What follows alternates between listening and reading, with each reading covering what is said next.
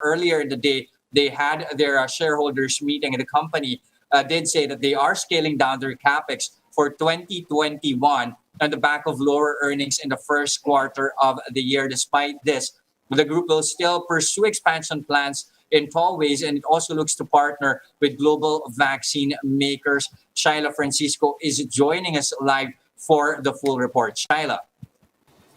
Just that's right. The Manny V. Pangilinan-led Metro Pacific has adjusted its capital spending for the year to focus on the essential growth projects, which they say are value accretive for the group. As such, it is looking at a capex of 14 billion pesos, down from the original 25 billion. This comes as first quarter core income declined 26% to 2.5 billion pesos.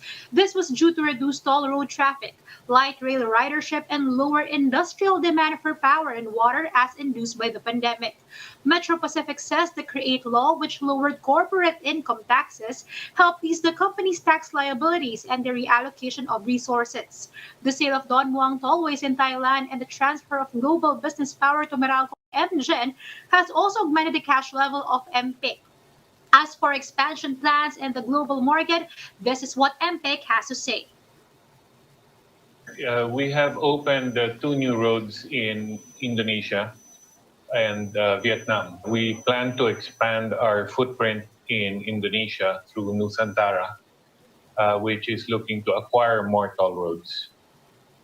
With respect to the renewable energy, it was also reported earlier, we opened the first solar project in Bulacan, 50 megawatts.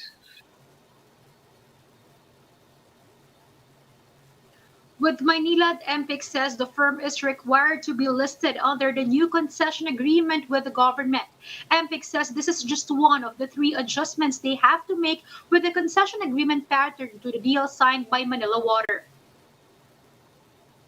We have a concession loan from JICA, which has very favorable terms, and we have about 4 billion of that credit line that has not been drawn. And this will continue to enjoy the guarantee from the national government.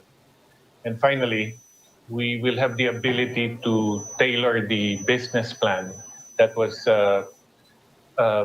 agreed upon in 2018 to reflect the changes, because of the current economic condition. Meanwhile, as far as COVID-19 vaccines are concerned, the company is looking to partner also with other producers for its local manufacturing. MVP Group of Companies Chairman Manny V. Pangilinan also says the company could also partner with international pharmaceutical firms for vaccines for other diseases. We're open to other vaccine producers globally. No? We're seeing there are particular brands that are preferred by Filipinos in terms of the vaccines that they would like to have. No? And it's if you're at it anyway, you might as well manufacture vaccines that are applicable to influenza, to polio, to measles, chickenpox, smallpox. You might as well get into it, the full spectrum of vaccines that the Filipino people need, no? If you're going to build the facilities.